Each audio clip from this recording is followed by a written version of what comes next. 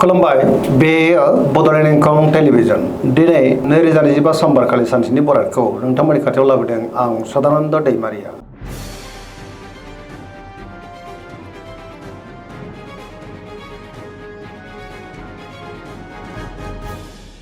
सिगां फरायनो लादों मेष राशि गिबि हांखो अ ल। दिनैनि साना मोजां आरो गाज्रिनि गेजेरजोंनो बाबेलांनो हागौ। गोसोआव गोनो गोथो साननायबो फैनो हागौ। गुबुननि थाखाय दिनै नाङा फाङा जेंनायाव गोग्लैलांनोबो हागौ। बहाबा दावबायोब्ला लामा सामायाव सांग्रां जानांगोन। रांखावरियाव मोजां होनजायो। बेफार फालांगियावबो मोजां। मोननो गोनांखौबो दिनै मोननो हागौ। अब्लाबो नाथाय खरसायाबो बांनो हागौ। देहाया दिनै मोजाङैनो थागोन। सुथुरनि गाज्रि नोजोर थानोबो हागौ। मोनफ्रोमबो बिथिङावनो दिनै सांग्रां जानाया गाहाम। लाइमोनफ्रा गावबा गावनि गोसोनि साननायफोरखौ दिनै फोरमायलायनो गोब्राब जानोबो हागौ।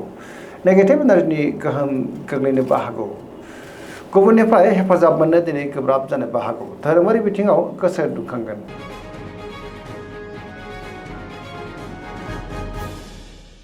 वृष राशि गिबि हांखो इ उ ब। दिनैनि साना जोबोर मोजां। गोसोखौ दिनै जोबोर गोजोननाय मोनगोन। सोरजोंबा बाख्नाय जानोबो हागौ। बहाबा दावबायनो एबा हान्थिनो खाबु मोननो हागौ आरो मोजाङैनो हान्थिनोबो हागोन। गुबुननि थाखाय दिनै गोबां मोजां खामानि मावनानै होनोबो हागोन। सिगांनि बबेबा आद्रा खामानियाबो दिनै मावफुंजानो हागौ। रांखावरियाव दिनै जोबोर मोजां होनजायो। मोननो गोनांफोरखौ दिनै मोननोबो हागौ। बेफार फालांगियाव मोजां मुलाम्फा मोननो हागोन। न'खराव दिनै बिसि फिसायनि गेजेराव अनलायनाय फैगोन। बिदा फंबायजों गोरोबनो रोंगोन। सोरजोंबा बाख्नाय जानोबो हागौ। देहाया दिनै मोजाङैनो थागोन। पजिटिभ एनार्जिनि गोहोम गोग्लैगोन। लाइमोनफ्रा गावबा गावनि गोसोनि साननायफोरखौ दिनै फोरमायलायनो हानानै गोसोआव दिनै जोबोद गोजोननाय मोनगोन।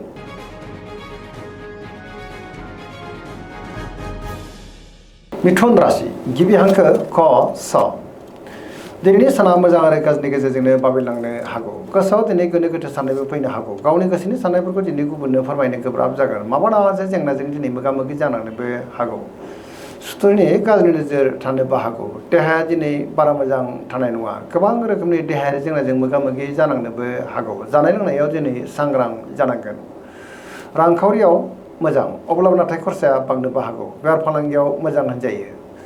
गुबुननि थाखाय नाङा फाङा जेंनायाव गोग्लैनांनो हागौ। नेगेटिभ एनार्जिनि गोहोमबो गोग्लैनो हागौ। मोनफ्रोमबो बिथिङावनो दिनै सांग्रां जानाया गाहाम। गुबुनजों मोजां सोमोन्दो लाखिनो दिनै गोब्राब जागोन। सुथुरनि गाज्रि नोजोर थानोबो हागौ। लाइमोनफोरनि गोसोआ दिनै जोबोर आला खाला जागोन।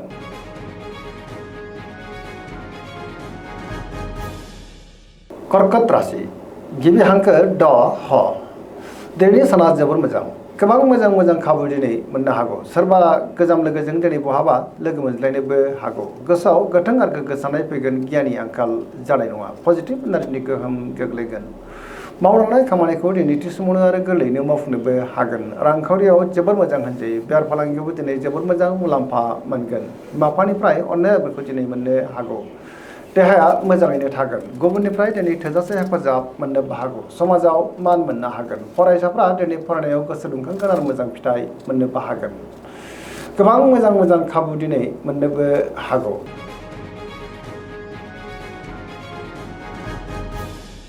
सिंह राशि गिबि हांखो म ट। दिनैनि साना जोबोर मोजां। गोसोखौ दिनै जोबोर गोजोननाय मोनगोन। समाजाव लोगो लेवा बांनोबो हागौ। गोबां मोजां खाबु दिनै मोननो हागौ। सिगांनि बबेबा आद्रा खामानियाबो दिनै गोरलैयैनो मावफुंजानोबो हागौ। बहाबा दावबायनो एबा हान्थिनो खाबु मोनगोन आरो मोजाङैनो हान्थिनोबो हागोन। देहाया दिनै मोजाङैनो थागोन। अब्लाबो नाथाय जानाय लोंनायाव सांग्रां जानांगोन। रांखावरियाव मोजां होनजायो। बेफार फालांगियावबो मोजां मुलाम्फा मोननो हागोन। बिदा फंबायनिफ्राय थोजासे हेफाजाब मोननो हागोन। बयजोंबो गोरोबनो रोंगोन। पजिटिभ एनार्जिनि गोहोम गोग्लैगोन। बिमा बिफानिफ्राय अननाय आदरखौ दिनै मोननो हागोन। सोरबा लोगोजों बाख्नाय जानानै गोसोआव दिनै जोबोर गोजोननाय फैगोन।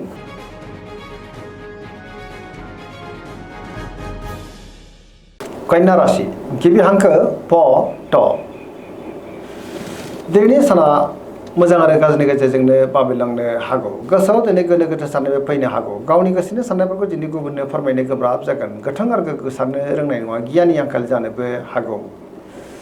देहाया दिनै मोजाङैनो थागोन। गोबां मुंदांखा सुबुंजों दिनै बहाबा लोगो मोनलायनोबो हागौ बिमा बिफानिफ्राय अननायफोरखौ मोननो हागोन गोबां खामानियाव दिनै मुखुबबो थागोन सोरजोंबा बाख्नाय जानो हागौ पजिटिभ एनार्जिनि गोहोम गोग्लैगोन लाइमोनफ्रा जोबोर रमान्टिक जागोन आरो गावबा गावनि गोसोनि साननायफोरखौ दिनै फोरमायलायनोबो हागोन फरायसाफ्रा दिनै फरायनायाव गोसो दुंखांगोन आरो मोजां फिथाइ मोननोबो हागोन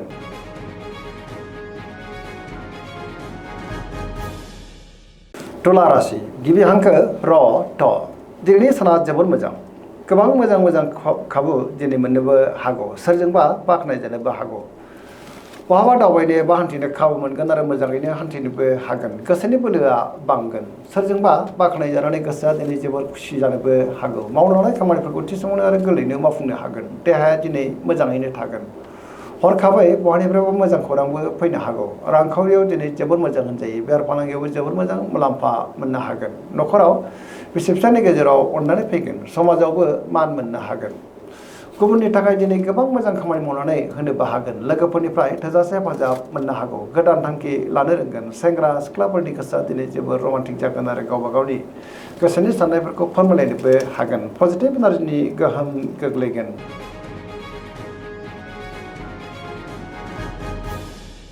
वृश्चिक राशि गिबि हांखो न स दिनैनि साना जोबोर मोजां पजिटिभ एनार्जिनि गोहोम गोग्लैगोन बहाबा दावबायनो बा हान्थिनो खाबु मोननो हागौ आरो मोजाङैनो हान्थिनोबो हागोन बबेबा हाबाफारियाव बाहागो लानो दिनै खाबु मोननोबो हागौ मावनो लानाय खामानिफ्रा दिनै गोरलैयैनो मावफुंजानो हागौ सिगांनि बबेबा आद्रा खामानियाबो दिनै मावफुंजानो हागौ गोसोनि बोलोआ बांगोन फरायसाफ्रा दिनै फरायनायाव गोसो दुंखांगोन आरो मोजां फिथाइ मोननोबो हागोन रांखावरियाव दिनै जोबोर मोजां होनजायो बिमा बिफानिफ्राय अननायफोरखौ दिनै मोननो हागोन बेफार फालांगियाव जोबोर मोजां देहाया दिनै मोजाङैनो थागोन गुबुननिफ्राय हेफाजाब मोननो हागोन फरायसाफ्रा दिनै फरायनायाव मोजां फिथाइ मोननो हागोन लाइमोनफोरनि गोसोआ दिनै जोबोर खुसि जागोन आरो गावबा गावनि गोसोनि साननायफोरखौ दिनै फोरमायलायनोबो हागोन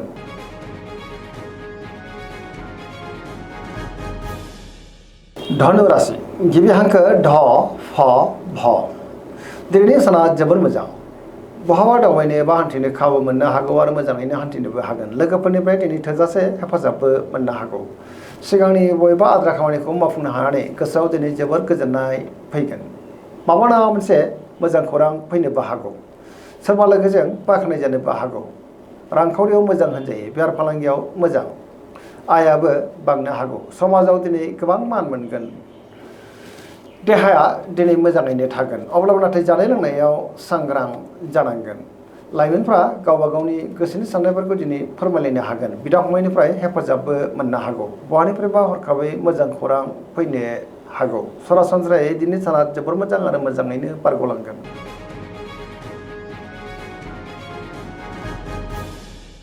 मकर राशि गिबि हांखो ख ज दिनैनि साना जोबोर मोजां गोबां मोजां खाबु दिनै मोननो हागौ गोसोआव गोथों आरो गोग्गो साननाय फैगोन गियाननि आंखाल जानाय नङा मावनो लानाय खामानिखौ थि समावनो आरो गोरलैयैनो मावफुंनोबो हागोन रांखावरियाव जोबोर मोजां होनजायो बेफार फालांगियावबो दिनै जोबोर मोजां मुलाम्फा मोननो हागोन बिमा बिफानिफ्राय अननायफोरखौ दिनै मोननो हागौ गुबुननि थाखाय दिनै गोबां मोजां खामानि मावनानै होनोबो हागोन सोरजोंबा बाख्नाय जानोबो हागौ लाइमोनफोरनि गोसोआ दिनै जोबोर खुसि जागोन आरो गावबा गावनि गोसोनि साननायफोरखौ दिनै फोरमायलायनोबो हागोन बिदा फंबायनिफ्राय थोजासे हेफाजाब मोननो हागोन फरायसाफ्रा दिनै फरायनायाव गोसो दुंखांगोन आरो मोजां फिथाइ मोननो हागोन धोरोमारि बिथिङाव गोसो दुंखांनो हागौ सरासनस्रायै दिनै साना जोबोर मोजां आरो मोजाङैनो बारग'लांगोन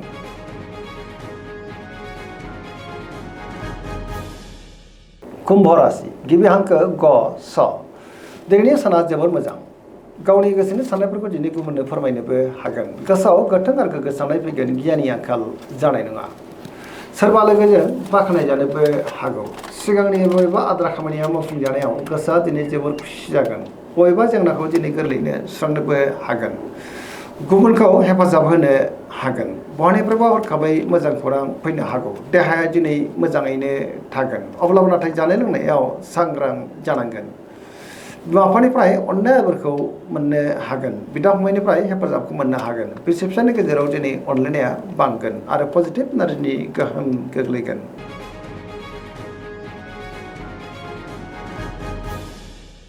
मीन राशि गिबि हांखो ड स दिनैनि साना मोजां आरो गाज्रिनि गेजेरजोंनो बाबेनलांनो हागौ गोसोआव गोनो गोथो साननायबो फैनो हागौ गुबुननि थाखाय दिनै नाङा फाङा जेंनायाव गोग्लैनांनोबो हागौ माबा नङा मोनसे जेंनाजों दिनै मोगा मोगि जानांनो हागौ गोसोआव गोनो गोथो साननाय फैगोन रांखावरियाव बारा मोजां नङा होनजायो बेफार फालांगियावबो दिनै बारा मोजां नङा सोरजोंबा थगायजानोबो हागौ गुबुननि थाखाय नाङा फाङा जेंनायाव गोग्लैनांनो हागौ लाइमोनफोरनि गोसोआ दिनै जोबोर उसुखुथु जागोन गावबा गावनि गोसोनि साननायफोरखौबो दिनै फोरमायलायनो गोब्राब जानोबो हागौ बिमा बिफानिफ्राय अननाय आरोफोरखौ मोननो हागोन बिदा फंबायनिफ्राय हेफाजाब मोननोबो हागौ बिसि फिसायनि गेजेराव अनलायनाया बांगोन अब्लाबो नाथाय नेगेटिभ एनार्जिनि गोहोम गोग्लैनोबो हागौ मोनफ्रोमबो बिथिङावनो दिनै सांग्रां जानाया गाहाम